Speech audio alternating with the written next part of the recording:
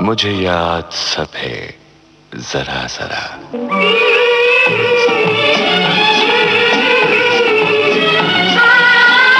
मुझे याद सब है जरा जरा। मुझे याद सब है जरा जरा। वो लम्हा लम्हा साथ है। मुझे याद सब है जरा जरा। नमस्कार। मुझे याद सब है जरा जरा।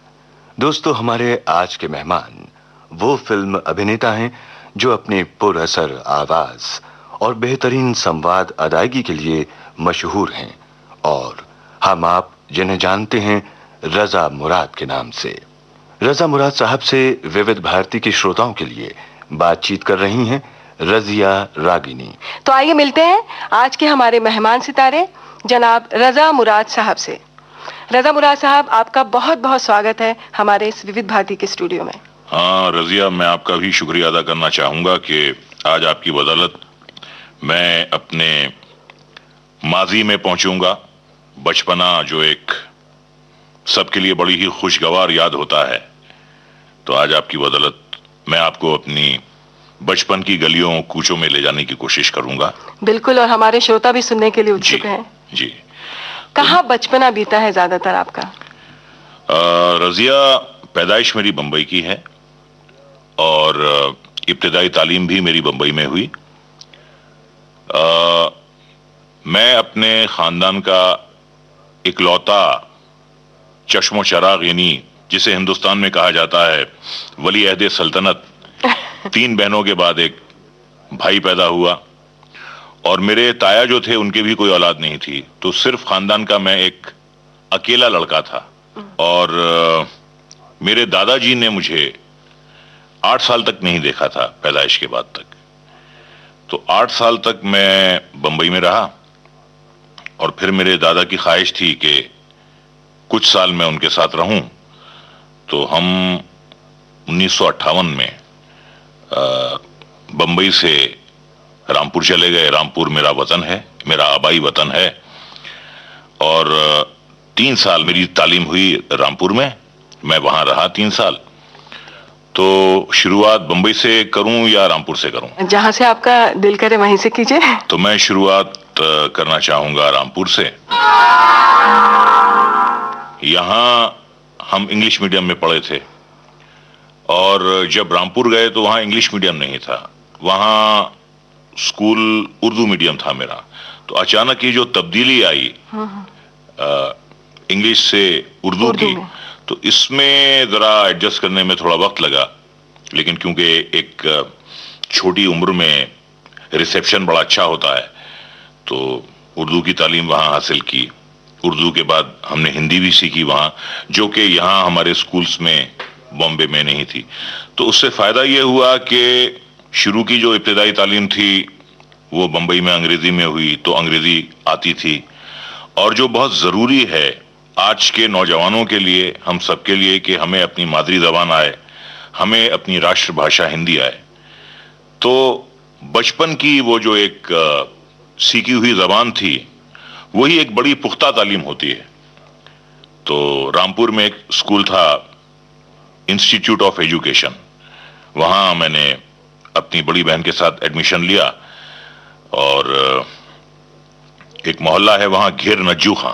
घेर नज्जू खां? जी हाँ। तो घेर नज्जू खां में ये स्कूल था, और इस स्कूल का मैं प्रेसिडेंट भी रहा। 3rd से लेके 5th तक मैंने यहाँ पर तालीम हासिल की।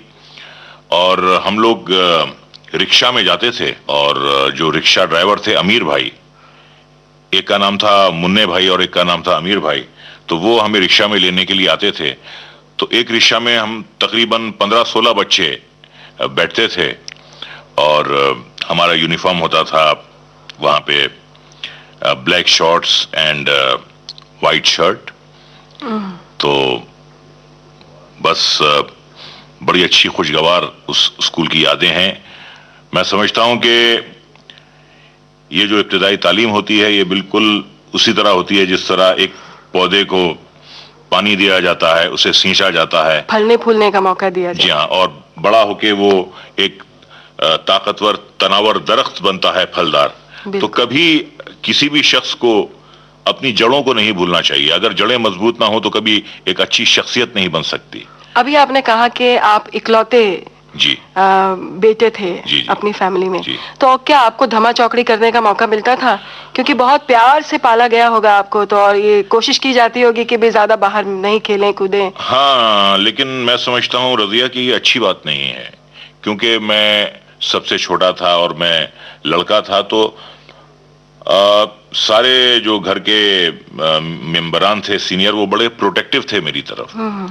तो उस प्रोटेक्शन से क्या होता है कि कई बार बच्चा जो है खुद अपने पैरों पे खड़ा नहीं हो पाता है, उसे हर वक्त प्रोटेक्शन चाहिए होता है। बिल्कुल।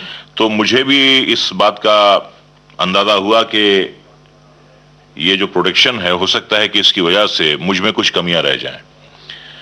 और मुझे एक बहुत ही खुशगवार लोरी याद है जो मेरी वालिदा अक्सर बचपन में मुझे सुलाने के लिए ये लोरी गाती थीं, और बहुत अच्छा, बहुत ही सुरीली आवाज में गाती थीं।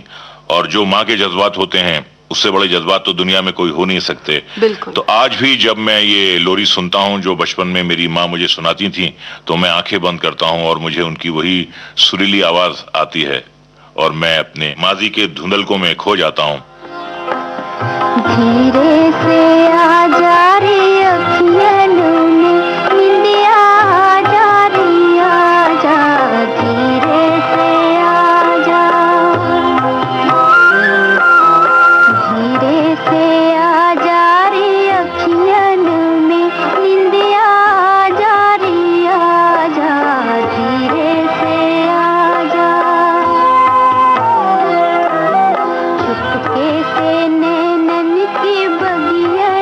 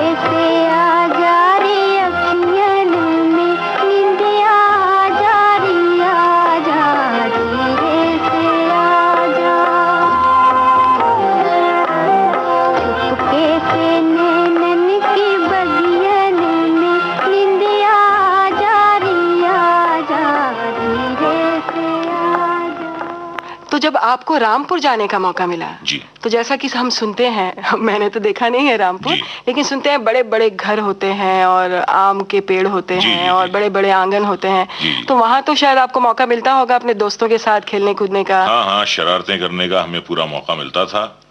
और एक बात जो हमें बड़ी नापसंद थी कि जब गर्मियों में वहां लू चलती थी तो कंपलसरी होता था दिन में सोने का प्रोग्राम, क्योंकि इतनी ज्यादा धूप होती थी कि बाहर निकलने का स्कोप नहीं और होता वहां तो लू चलती है तो हैजा वगैरह भी हो जाता लू था के थपेड़े। हाँ। और हैजे से बचने के लिए हमें वो मिर्चों के बीज खिलाए जाते थे। और एक जो बहुत ही खुशगवार याद है, वो हम ईद का इंतजार करते थे।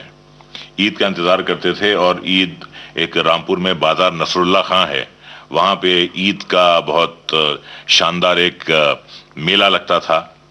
और जितने भी हमारे बुजुर्ग, जितने भी हमारे बड़े थे, वो हमें ईदी देते थे और फिर हम बच्चे सब मिलकर ईद मनाते थे, मेले में हम जाते थे। और क्योंकि उम्र बहुत छोटी थी और हम चाहते थे कि हम रोजा रखें, तो हमारी माँ तसल्ली के लिए कहती थी कि बेटे अभी तुम बहुत छोटे हो, तुम सिर्फ एक दाल का रोजा रखो, यानी एक दाल की तरफ से खाओ, तुम इस तरफ से मत खाओ, दाई या बाई दाल से खाओ, तो एक दाल का रोजा रखो। तो बच्चों को इस तरह बहलाकर बच्चे भी खुश होते थे कि हम रोजा रख रहे हैं, और वो बड़े अच्छे तरीके से, यानी वो एक दाल का रोजा होता था और बाकायदा हम सहरी करते थे उसके लिए, और इफ्तारी में अपने बुजुर्गों के साथ वहां हम बैठते और सोचते थे कि रोजा पूरा हो गया। बिल्कुल ये ख्याल आता था। और मुझे एक बात बड़ी अच्छी लगती थी रजिया वहां पर, कि वो एक ऐसा शहर है कि बुजुर्गों का बड़ा अदब है, जो पुरानी रिवायात हैं, जो पुरानी ट्रेडिशंस हैं, जो पुराना अदब है, वो अदब, वो तहजीब वहां कूट कूट कर भरी हुई है उस शहर में। यानी उस जमाने में कोई भी नौजवान जो है वो नंगे सर नहीं निकलता था, उसके सर पर टोपी होना जरूरी थी। और जरूरी नहीं है कि अगर कोई बुजुर्ग आपके सामने से गुजर रहा है जिससे आपका तारुफ नहीं है, जरूरी नहीं होता था तारुफ होना। अगर कोई बुजुर्ग, अजनबी बुजुर्ग भी गुजर रहा है तो उसे छोटे सलाम करते थे। ये एक बड़ी अच्छी रिवायत है। और कई लोग जो बाद में मगरूर हो जाते हैं, उन्हें इस बात का एहसास नहीं होता कि सलाम जो है वो हमेशा जो है खुदा को पहुंचता है, ऊपर वाले को पहुंचता है। बिल्कुल सही। तो किसी फकीर से कभी किसी ने पूछा कि भाई हमेशा तुम सबसे पहले सलाम क्यों करते हो, तो उसने ये जवाब दिया कि सबसे पहले मैं बुजुर्ग होने के बावजूद सलाम इसलिए करता हूं कि उसका सवाब मुझे मिलता है, जवाब देने वाले को उतना सवाब नहीं मिलता जितना कि सलाम करने वाले को मिलता है। तो ये बड़ी अच्छी उस शहर की रिवायात हैं जो मैं समझता हूं कि आज भी कायम हैं। एक उसमें उस शहर में बड़ी इनफरादियत है। बंबई में जब आप वापस आते थे तो वो सब कल्चर और वो सब मिस नहीं करते थे? नहीं, देखिए बंबई में जिंदगी जो है बड़ी तेज रफ्तार है। ये जो शहर है, ये इसमें कोई शक नहीं है कि अगर आपके पास कुछ है, अगर आपके पास कुछ टैलेंट है, अगर आप में कुछ गट्स हैं, तो यही एक ऐसा शहर है जो आपको नेशनल या इंटरनेशनल मैप पर पहुंचा सकता है।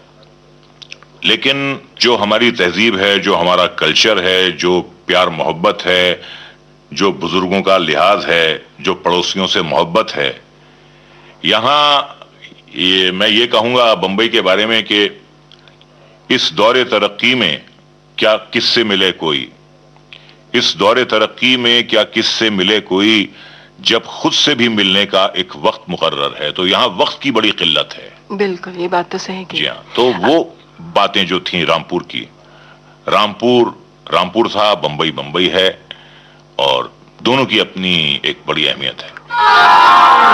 विविध भारती से इस समय आप सुन रहे हैं ये याद सब है जरा जरा। और आज के इस प्रोग्राम में हमारे मेहमान हैं जाने माने फिल्म अभिनेता रजा मुराद। आप अभी जैसे बातों में हम जिक्र करते कि आप अपनी वालदा का बहुत जिक्र कर रहे हैं, तो बचपन में आप उनसे ज्यादा प्यार मोहब्बत मिला आपको या वालिद से ज्यादा मिला? एक बार बचपन में मुझसे ये सवाल दोनों ने किया कि तुम हमें ज्यादा चाहते हो या हमें ज्यादा चाहते हो। वालिद ने भी पूछा और वालिदा ने भी पूछा तो बड़े डिप्लोमेटिकली मैंने जवाब दिया कि दोनों को चाहता हूं मैं। लेकिन यहाँ तो आप सही बोल सकते हैं। देखिए, माँ से क्या है, एक कुर्बत होती है, माँ से एक उनसियत होती है। माँ से कुर्बत का ये रीजन होता है कि बाप तो बेचारा काम पर निकल जाता है, दिन भर माँ ही आपके जो है सारे नाजो नखरे उठाती हैं, और बाप अच्छे इसलिए लगते हैं कि शाम को आते हैं, और जब शाम को आते थे और कुछ ना कुछ खाने के लिए लाते थे तो उसमें ज्यादा इंटरेस्ट था कि जब शाम को अब्बा टैक्सी से उतरेंगे तो हाथ में उनके क्या होगा। तो ये वाकई फैसला करना बड़ा मुश्किल होता है। दोनों की अपनी अपनी एक अहमियत है, लेकिन हमेशा बच्चे जो हैं वालिदा से ज्यादा करीब रहते हैं बनिस्बत, और खासतौर से बेटे। जी हाँ, लेकिन मेरी जो बेटी है वो मुझसे बहुत ज्यादा करीब है। बेटा जो है माँ का लाडला है, बेटी जो है मेरी लाडली है। जब भी मैं बाहर जाता हूं तो कैसेट में मेरे पास लता जी का एक गाया हुआ बहुत खूबसूरत गीत है फिल्म कभी कभी का, मेरे घर आई एक नन्ही परी। तो मैं हमेशा अपनी नन्ही परी को याद करके ये लोरी लगाता हूं। मेरे घर आई एक नन्ही परी, एक नन्ही परी, चांदनी के हसीन रथ पे सवार। मेरे घर आई, हो मेरे घर आई एक नन्ही परी, एक नन्ही परी।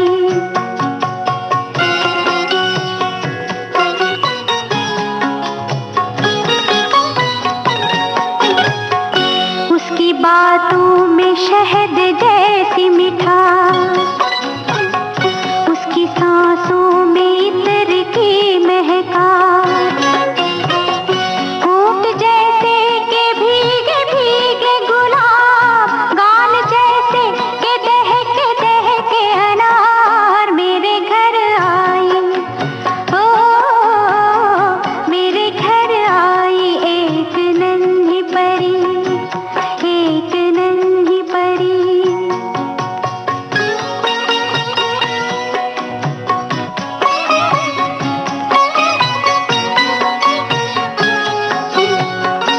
उसके आने से मेरे आंगन में खिल उठे फूल, गुनगुनाई बहार। देख कर उसको जी नहीं भरता, चाहे देखूं उसे हजारों बार, चाहे देखूं उसे हजारों बार। मेरे घर आई, ओ मेरे घर आई एक नन्ही परी, एक नन्ही परी।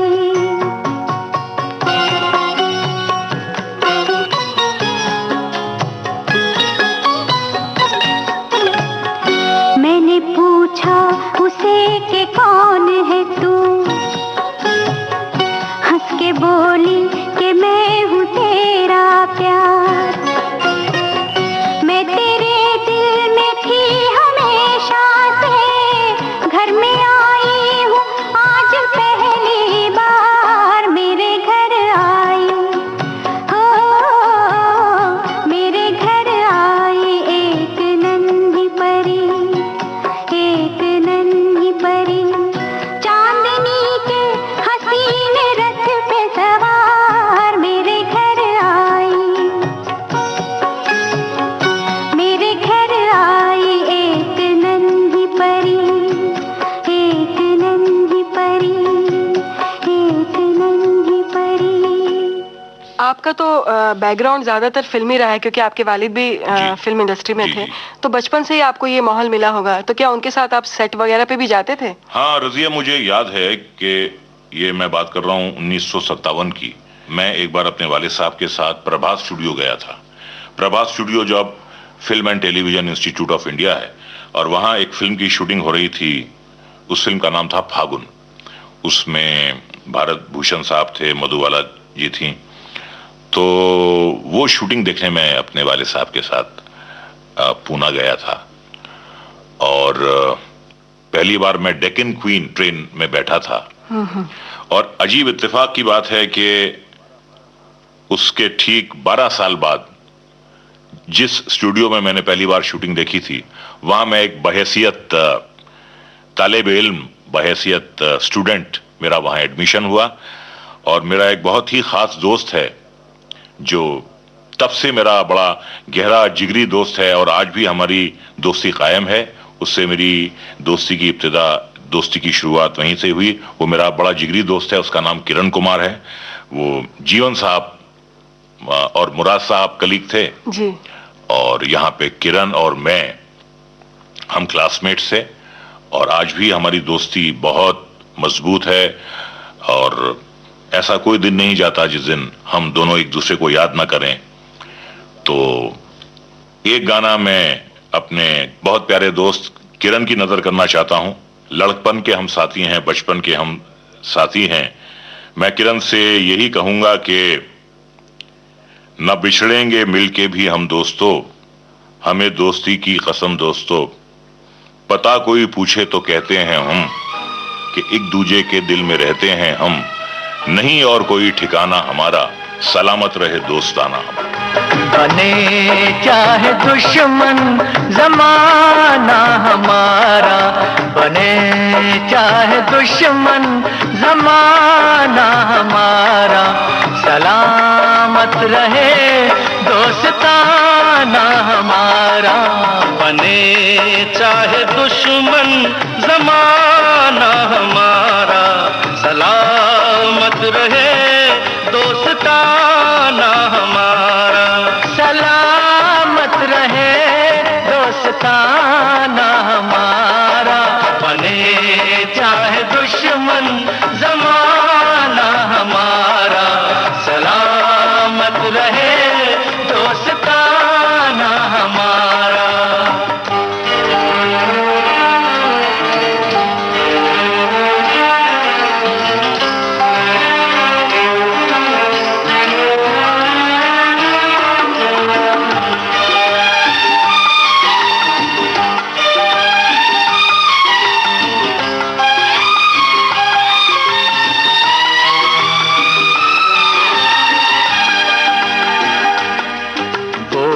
ख्वाबों के दिन, वो किताबों के दिन, वो ख्वाबों के दिन, वो किताबों के दिन, सवालों की रातें, जवाबों के दिन।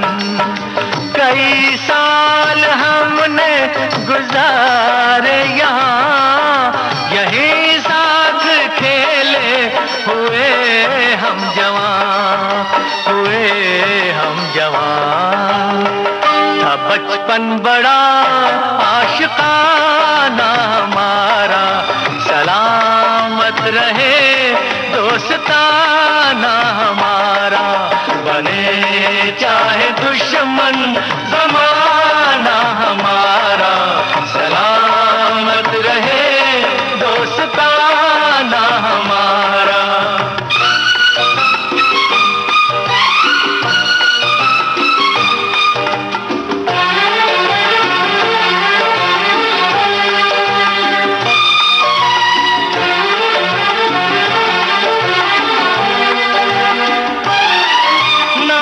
बिछड़ेंगे मर के भी हम दोस्तों, ना बिछड़ेंगे मर के भी हम दोस्तों। हमें दोस्ती की कसम दोस्तों। पता कोई पूछे तो कहते हैं हम, एक दूजे के दिल में रहते हैं हम, रहते हैं हम। नहीं और कोई ठिकाना हमारा, सलामत रहे दोस्ताना हमारा। बने चाहे दुश्मन जमाना हमारा, सलामत रहे दोस्ताना हमारा।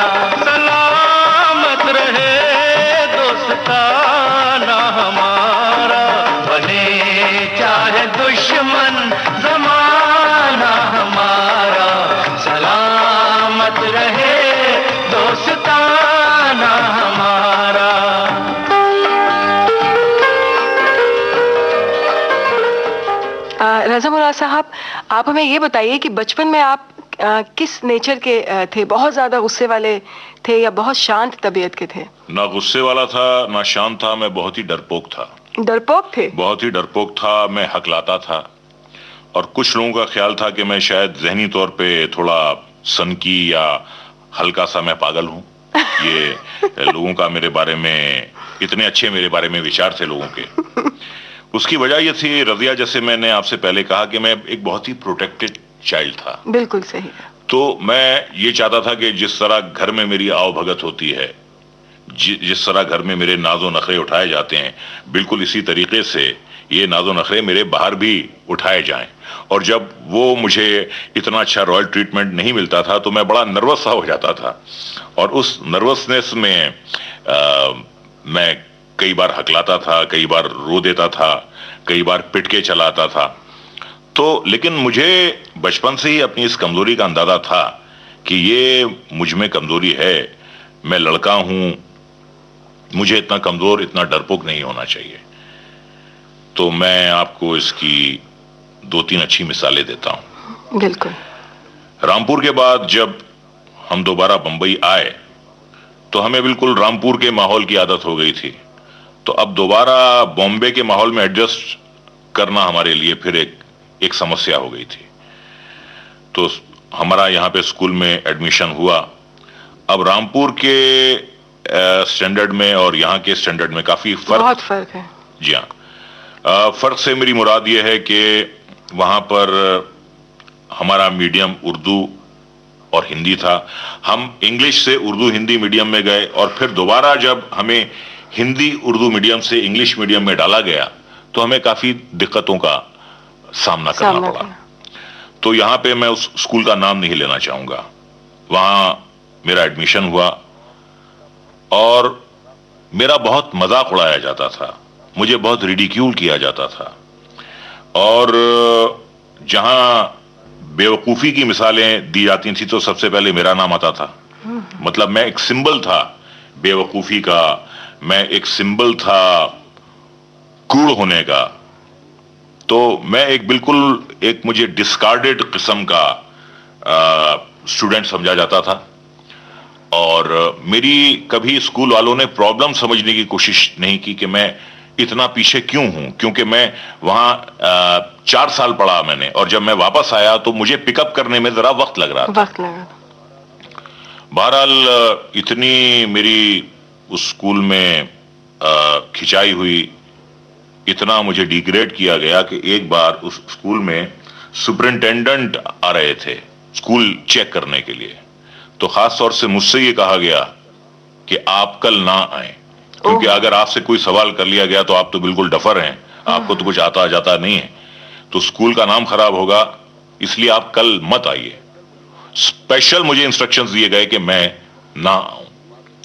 तो ये एक बात मुझे हमेशा याद रही और मैं हमेशा सोचता था कि ये जो लड़के मेरा मजाक उड़ाते हैं, ये जो मुझे बुली करते हैं, एक दिन मैं इनको दिखाऊंगा जरूर कुछ बन के। ये मेरे दिल में जज्बा था और मुझे यकीन था कि मुझ में तब्दीली आएगी। और इत्तेफाक कहिए कि कई सालों के बाद उसी स्कूल से मुझे एक फंक्शन में एज ए चीफ गेस्ट का इनविटेशन आया और उन्हें यह मालूम नहीं था कि ये इस स्कूल का एक डिस्कार्डेड निकाला हुआ स्टूडेंट है। लेकिन मैं फंक्शन में नहीं गया। तो मैं यही कहूंगा कि ऐसा किसी के साथ करना नहीं चाहिए। विविध भारती से इस समय आप सुन रहे हैं मुझे याद सब है जरा जरा। और आज के इस प्रोग्राम में आप सुन रहे हैं मशहूर फिल्म अभिनेता रजा मुराद से रजिया रागनी की बातचीत। ये दुनिया जो है बिल्कुल एक चमन है। हम सब इस चमन के फूल हैं। पहले कली होती है, फिर फूल खिल के वो फूल होता है, फिर उस फूल पे शबाब आता है। शबाब आने के बाद वो फूल जो है मुरझा जाता है, पतझड़ की नजर हो जाता है, उसकी जगह नए पत्ते, नई कलियां आ जाती हैं। बिल्कुल। लेकिन इंसान और फूल में फर्क है। इंसान अगर जिंदगी में कुछ ऐसे काम करके जाए जो उसके जाने के बाद भी लोग उसे याद रखें, रखें। तो मेरा एक बहुत ही पसंदीदा गाना है जिसकी वाबस्तगी जो है मुझसे रही है, और ये गाना हमेशा मेरे जो जज्बात हैं उन्हें छेड़ता है जब भी मैं इस गाने को सुनता हूं। ये गाना है फिल्म ममता का और इसके बोल हैं, रहे ना रहे हम महका करेंगे बनके कली बनके सबा बागे वफा में।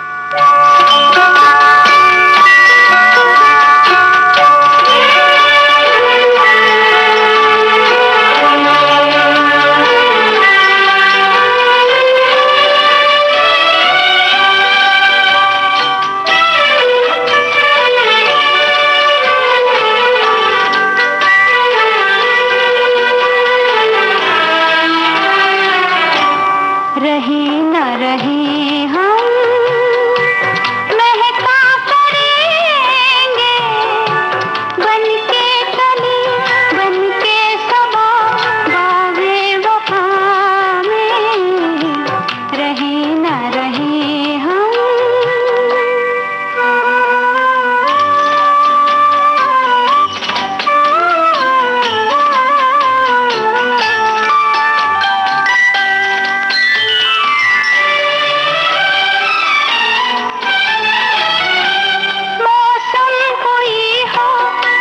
चमन में रंग बनके रहेंगे हम खिराम। चाहत की खुशबू यूं ही जुल्फों से उड़ेगी खिज़ा हो या बहार। यूं ही झूमते और खिलते रहेंगे बनके कली बनके सबा बागे वफा में।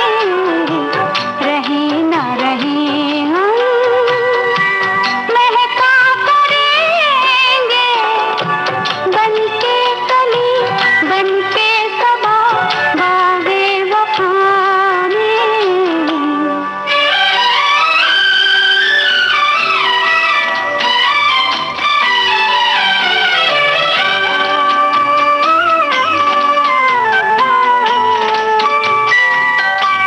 खोए हम ऐसे क्या है मिलना क्या बिछड़ना नहीं है याद हमको।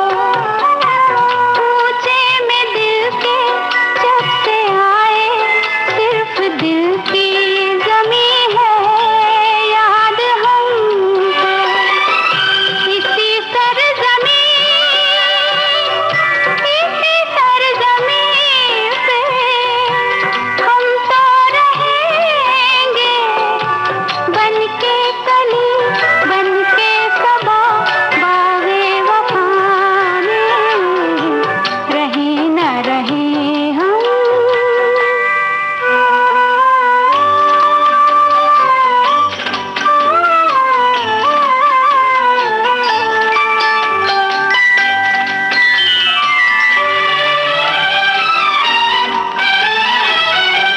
जब हम न होंगे जब हमारी खाक पे तुम रुकोगे चलते चलते।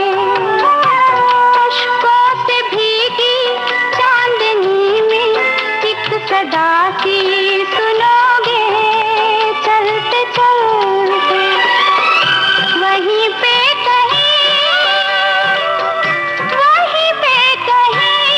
हम तुमसे मिलेंगे बनके कली बनके सबा बागे वफा में।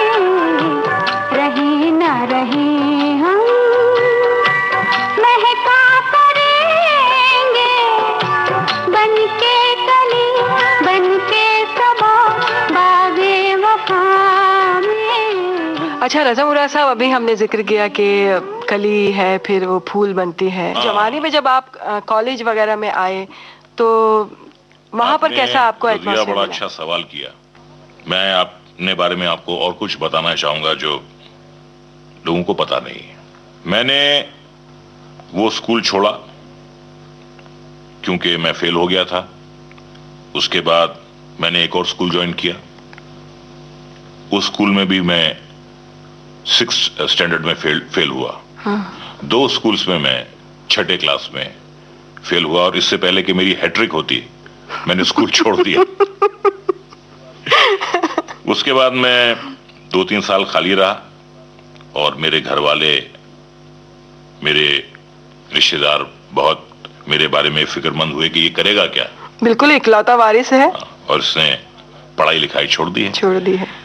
खैर, जब हमारी एक उम्र आई, लड़कपन की उम्र आई, तो मेरी वालिदा की तबीयत नासाज हुई, और क्योंकि भोपाल हमारा ननिहाल है, और भोपाल में एक बहुत मशहूर डॉक्टर हैं जो उनका इलाज करते थे, तो मुझे अपनी वालिदा को बंबई से भोपाल ले जाना पड़ा मुझे। और वहां क्योंकि हमारा अपना घर है तो हम वहां रहे। फिर एक मेरी ऐसी उम्र आई जब मुझे लगा कि अब मुझे कुछ वाकई करना चाहिए। भोपाल से मैंने हायर सेकेंडरी का प्राइवेट फॉर्म भरा और बहुत मेहनत की। एक हमारे बहुत ही मेहरबान दोस्त थे, उनका नाम था अजहर साबरी साहब। उन्होंने मुझे बहुत इनकरेज किया और उन्होंने ही मुझसे हायर सेकेंडरी का फॉर्म भरवाया, और उन्होंने मुझ में एक कॉन्फिडेंस पैदा किया कि तुम जरूर पास हो जाओगे। मैं इतना डिमोरलाइज हो चुका था, तब तक मुझ में इतने कॉम्प्लेक्सेस आ गए थे। वो एक ऐसे शख्स थे जिन्होंने मुझे उस कॉम्प्लेक्स से बाहर निकाला और मुझसे कहा कि तुम बहुत इंटेलिजेंट हो, थोड़ा सा तुम पढ़ लोगे तो तुम जरूर पास हो जाओगे। और उस जमाने में क्योंकि मैं बचपन से लड़कपन की तरफ आ रहा था, कद लंबा हो रहा था, शक्ल बदल रही थी, आवाज में भारीपन आ रहा था, तो हमारे एक और दोस्त थे नाहर सिंह साहब, ठाकुर नाहर सिंह, तो उन्होंने ये नोट किया कि मेरी आवाज में भारीपन आ रहा है, और वो मुझे ऑडिशन के लिए ऑल इंडिया रेडियो आकाशवाणी ले गए, और वहां मैंने ऑडिशन दिया। तो सबको बड़ा ताज्जुब हो रहा था कि इतने दुबले पतले फ्रेम से ये इतनी भारी आवाज कहां से निकल रही। तो वहां से मैंने कुछ प्लेस किए, मतलब पढ़ता था प्राइवेटली, और यहाँ पे मतलब एज ए कैजुअल आर्टिस्ट हमने प्ले किए। और यहीं मेरी मुलाकात जया भादरी से हुई, उनका ताल्लुक भी भोपाल से है, और वो भी हायर सेकेंडरी का एग्जाम दे रही थी। तो हम दोनों as a casual artist All India Radio से हम लोग रेडियो प्लेस करते थे। उन्होंने मुझे बताया कि उन्होंने प्रोस्पेक्टस मंगवाए हैं पूना फिल्म इंस्टीट्यूट के, और वो ज्वाइन करना चाह रही हैं। तो यही बात मैंने अपने वाले साहब को लिखी कि मैं भी ज्वाइन करना चाहूंगा। तो उन्होंने कहा कि तुम तो उसी सूरत में ज्वाइन कर सकते हो जब तक तुम हायर सेकेंडरी कर लो, क्योंकि मिनिमम क्वालिफिकेशन उस जमाने में हायर सेकेंडरी थी। तो साहब मैं लग गया, दिन रात मैंने एक कर दिए। और मुझे अच्छी तरह याद है कि हम जिस घर में रहते थे, क्योंकि हम इलेक्ट्रिक का बिल नहीं भरते थे, तो 10 बजे इलेक्ट्रिक बंद कर दी जाती थी। तो भोपाल में एक मोहल्ला है शाहजहांबाद, जहां मैं रहता था जी। तो अब लाइट नहीं होती थी और रात को पढ़ना होता था, तो मैं किताबें लेके वहां पे एक ईदगाह हिल है, और वहां एक खंबा है जिसे मैं आज भी देखता हूं। तो रात भर उस खंबे के नीचे में बैठकर पढ़ता था, पूरी रात पढ़ता था, सुबह के घर पे नाश्ता करता था, और 7 से 10 हमारा पेपर होता था। और आज भी वो खंबा अपनी जगह बिल्कुल सही सलामत है। जब भी मैं गुजरता हूं तो उस खंबे को सलाम जरूर करता हूं। एक बार मुझे याद है, मैं 3-4 रात का जागा हुआ था, मैं घर आया और वालिदा मेरी नाश्ता बना रही थी, तो मुझे झपकी आ गई, और इतनी जबरदस्त झपकी आई कि मेरी माँ ने, बेचारी ने पूरा अपनी जान का जोर लगाकर मुझे उठाया, और मैं उठने को तैयार नहीं था। तो वो बेचारी रुआंसी हो गई, रोने लगी, और उन्होंने कुछ मुंह पे मेरे पानी वानी डाला। तो मैं अचानक बेहोशी से उठा, और उन्होंने कहा कि बेटा तुझे पर्चा देना है, उठ। तो मैं बिल्कुल बेहोशी से उन्होंने मुझे उठाया। अब आप सोच सकती हैं कि 16 साल का बेचारा ये नन्हा बालक अगर 4 रात जागेगा तो उसका क्या होगा, क्या हालत होगी उसकी। हाँ, तो खैर वो फिर मैं पेपर देने के लिए गया। सिलेक्शन हुआ आपका वहां? मेरा सिलेक्शन हो गया, और मैं 1 साल इसलिए नहीं जा पाया कि मैं अंडर एज था। अच्छा। मिनिमम एज थी उस जमाने में 18 साल की, और मैं सिर्फ 17 साल का था, तो 1 साल मुझे इंतजार करना पड़ा। तो वो 1 साल में आपने क्या क्या किया अपनी पर्सनालिटी को डेवलप करने के लिए? हाँ, बहुत सी फिल्में देखी, दोस्तियां की, और थोड़ा बहुत स्टेज पे काम किया। और उस जमाने में जब नए नए लड़कपन से हम जवान हुए, तो जो दिल था उसमें कुछ प्यार मोहब्बत की बातें भी आने लगी। तो उस दिल के चैन का एक गाना मुझे बेहद पसंद है अपनी जवानी का, और ये इसलिए पसंद है क्योंकि मैं नया नया जवान हो रहा था और दिल का चैन में खो रहा था। तो ये गाना है, बड़ा हसीन गाना है, ये फिल्म मेरे जीवन साथी का, किशोर कुमार साहब ने गाया है। वो मेरे दिल के चैन, चैन आए मेरे दिल को दुआ कीजिए।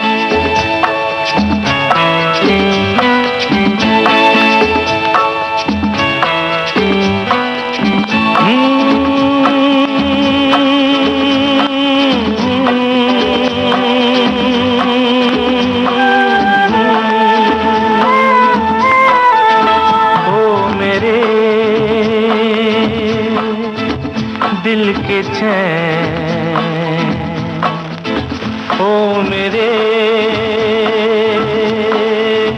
दिल के चैन, चैन आए मेरे दिल को दुआ कीजिए। ओ मेरे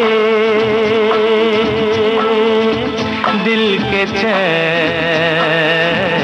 चैन आए मेरे दिल को दुआ कीजिए।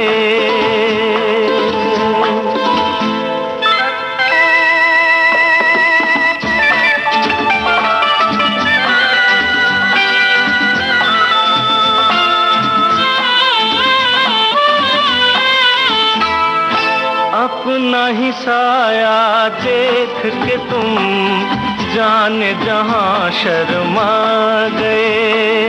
अभी तो ये पहली मंजिल है, तुम तो अभी से घबरा गए।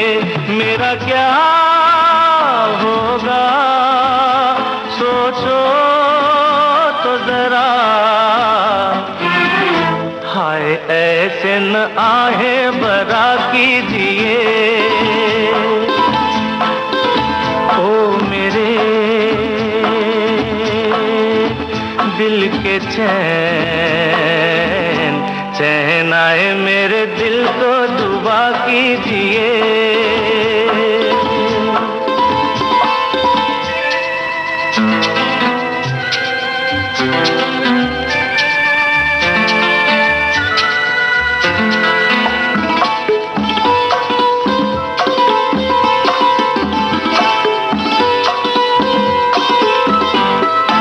आपका अरमा, आपका नाम, मेरा तराना और नहीं। इन झुकती पलकों के सिवा दिल का ठिकाना और नहीं। जचता ही नहीं आँखों में कोई, दिल तुमको ही चाहे तो क्या कीजिए। ओ मेरे दिल के चैन, चैन आए मेरे दिल को दुआ कीजिए। विविध भारती से इस समय आप सुन रहे हैं मुझे याद सब है जरा जरा। और आज इस प्रोग्राम में हमारे मेहमान हैं फिल्म अभिनेता रजा मुराद। आपसे बातचीत कर रही हैं रजिया रागिनी। इश्क विश्क भी कोई हुआ होगा जरूर। अब ये तो आप पिटवाने की बात कर रहे हो। ये बात अगर आप प्रोग्राम के बाद पूछेंगे तो मैं एक एक तफसील आपको बता दूंगा। लेकिन एक आध इंसिडेंट। अच्छा, एक इंसिडेंट मैं आपको सुनाता हूं जो कि बहुत ही नाखुशगवार है। इसकी शुरुआत मेरी बहुत बुरी हुई। एक बच्ची थी, जब मैं कुछ 4 साल का होऊंगा, मुझे बड़ी अच्छी लगती थी, और जितनी अच्छी वो मुझे लगती थी उतना ही बुरा मैं उसे लगता था। तो एक आध बार मैंने उसे मतलब उसके करीब गया, मेरा करीब जाना उसे अच्छा नहीं लगा हो, तो उसने मेरी नाक पे काट लिया, नाक काट ली उसने मेरी दांतों से। और गया था मैं मतलब बड़े अच्छे इरादे से, और नाक कटवा कर मैं वहां से आया, और जब घर वालों को पता चला तो उनको बड़ी चिंता हुई कि भाई ये क्या हुआ, ये तो इतनी उम्र से नाक कटवाने शुरू कर दिए। तो शुरुआत तो हमारी ऐसे हुई। अब अगर आप और ज्यादा डिटेल पूछेंगी तो मैं तो झूठ बोलूंगा कि उसके बाद तो मैंने अपनी बीवी के अलावा किसी से इश्क किया नहीं। तो क्यों आप खामखा मुझसे झूठ बुलवाना चाह रही हैं? अच्छा चलिए हम आगे बढ़ते हैं अभी, और ये पूछने कि जब आपने पूना इंस्टीट्यूट में एडमिशन लिया तब आपके साथ कौन कौन वहां पर थे जो आपके साथ तालीम ले जी हाँ, जी हाँ।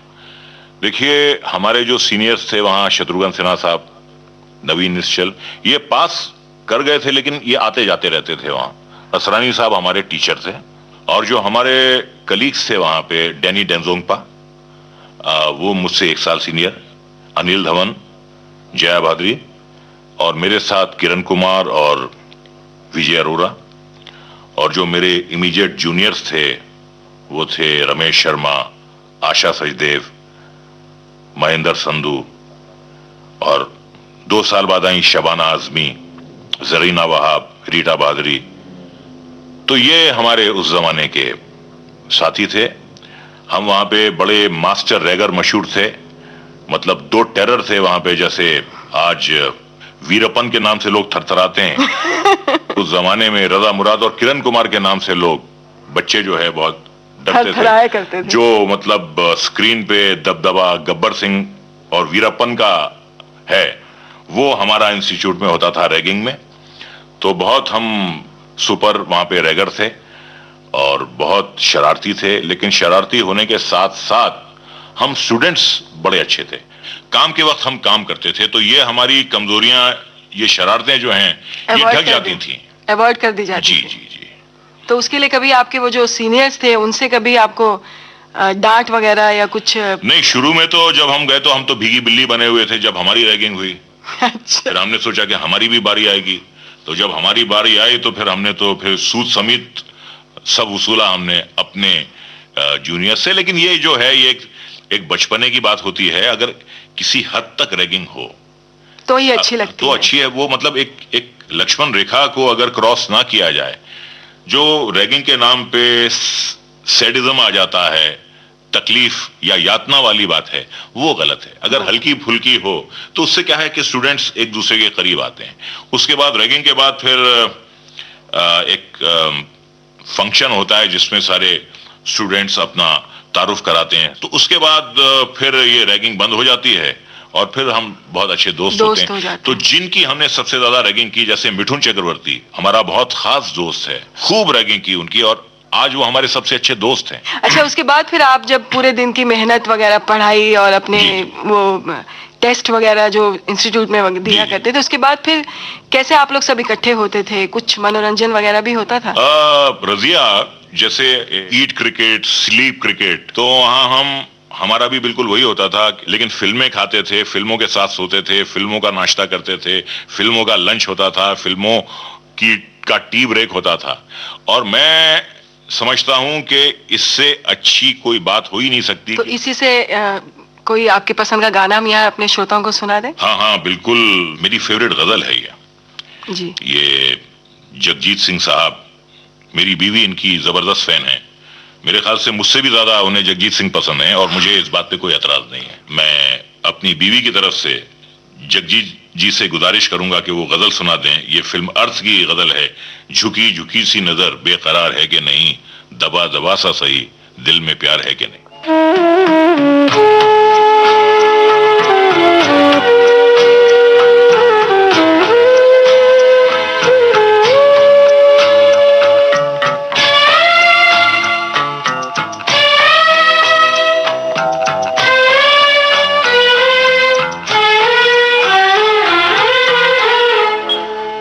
अपने दिल की जवां धड़कनों को गिन के बता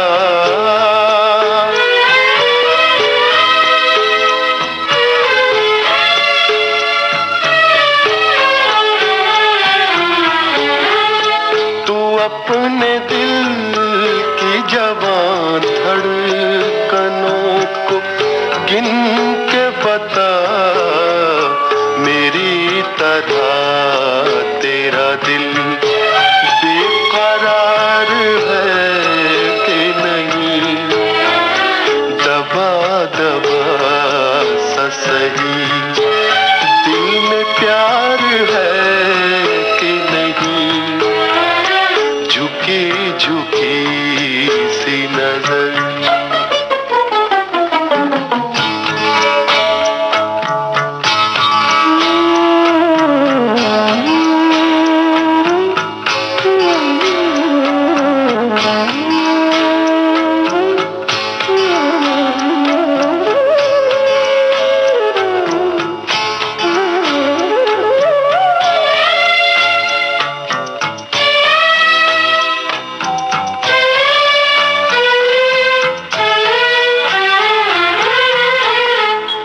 वो पल के जिसमें मोहब्बत जवान होती है,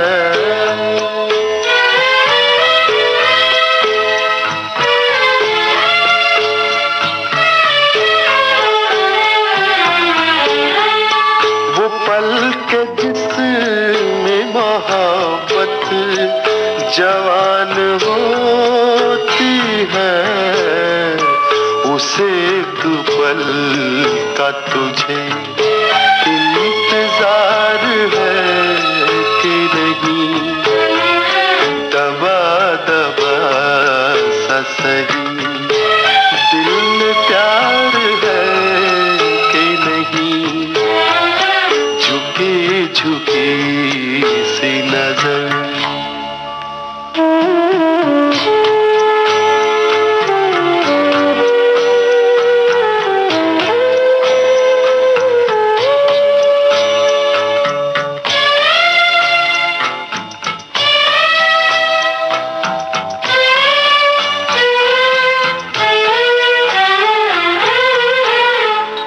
तेरी उम्मीद पे ठुकरा रहा हूँ दुनिया को,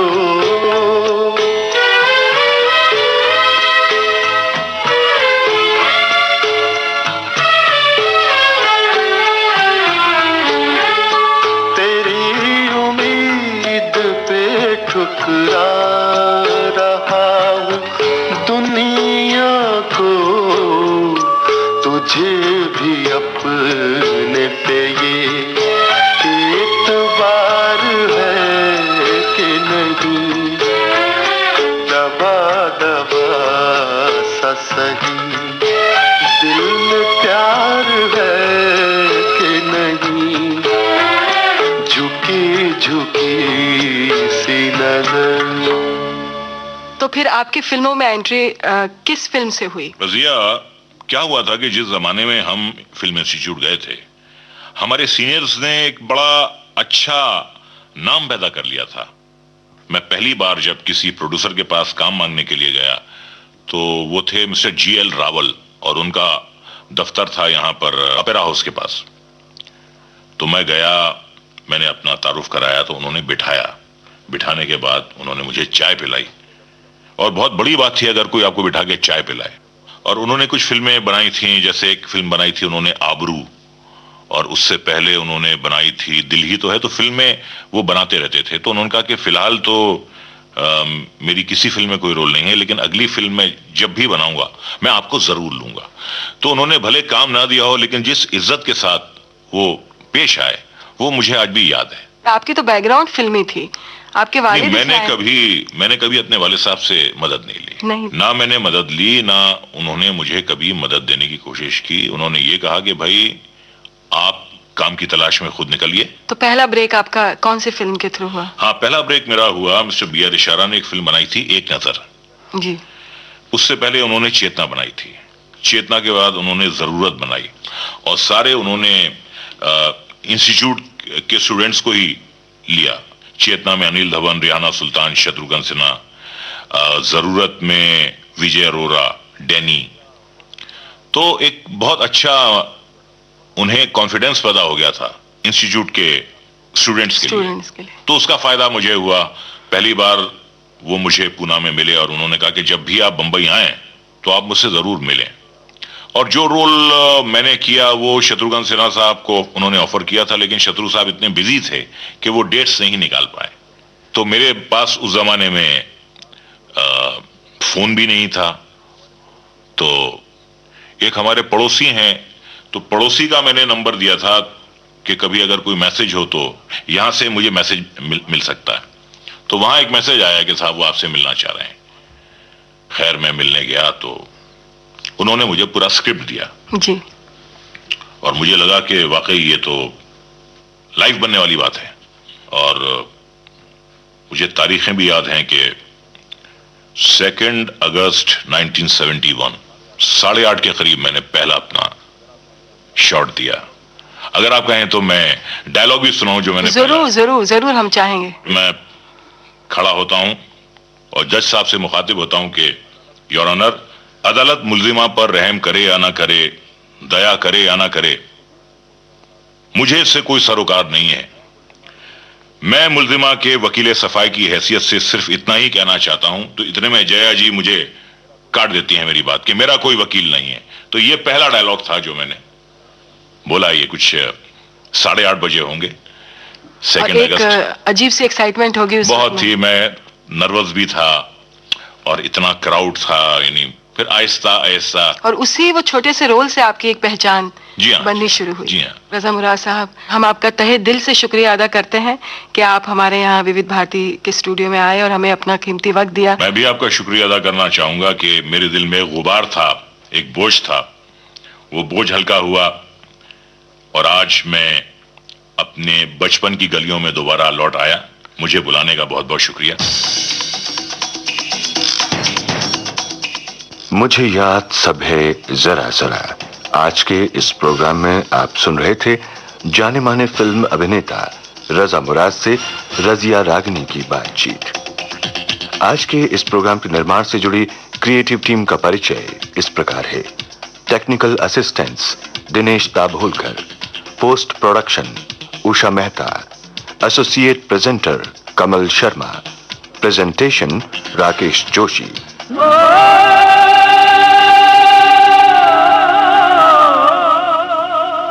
मुझे याद सब है जरा जरा।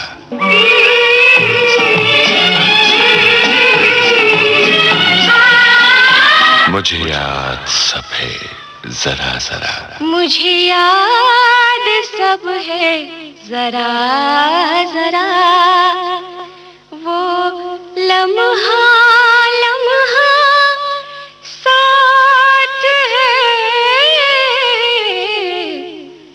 मुझे याद सब है जरा जरा।